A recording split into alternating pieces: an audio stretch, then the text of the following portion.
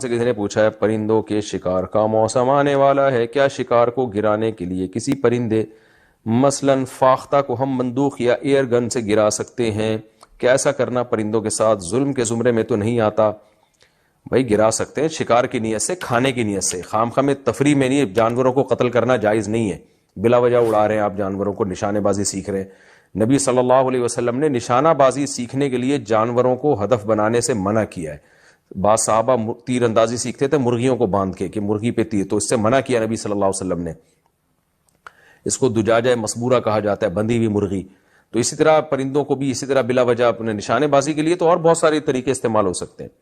تو ہاں اگر آپ کو فاختہ کا گوشت کھانا ہے، کسی جانور کا گوشت کھانا ہے، تو پھر آپ شکار کر سکتے ہیں بندوق سے بھی، کسی بھی چیز سے. البتہ یہ ذہن میں رکھیں کہ قرآن مجید نے النتیحہ اور المتردیہ کے گوشت کو حرام قرار دیا ہے. یعنی چوٹ کے زور سے جو جانور مرتا ہے تو وہ حرام ہے. جیسے آپ نے پتھر مارا کسی جانور کو، چاہے بسم اللہ اللہ پڑھ کے مارا ہو، چاہے اتنا زور سے مارا ہو کہ خون نکل دے اس کا، پھر بھی وہ جانور حلال نہیں ہے. دھاری والی چیز ہونی چاہیے، دھار والی. جیسے تیر سے آپ نے جانور کا شکار کیا، بسم اللہ اللہ پڑھ کے تیر لگا، اور آپ جب پہنچے فوراً جانور کی طرف تو وہ مر چکا تھا تو وہ حلال ہے. لیکن اگر پہنچے اور زندہ تھا تو ذبح کرنا پڑے گا آپ کو.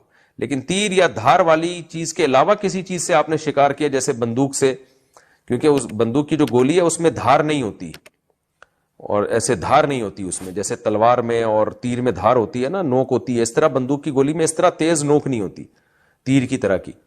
تو اس لیے بندوق سے جب آپ نے شکار کیا، اگر جانور مر گیا تو پھر وہ جائز نہیں ہوگا.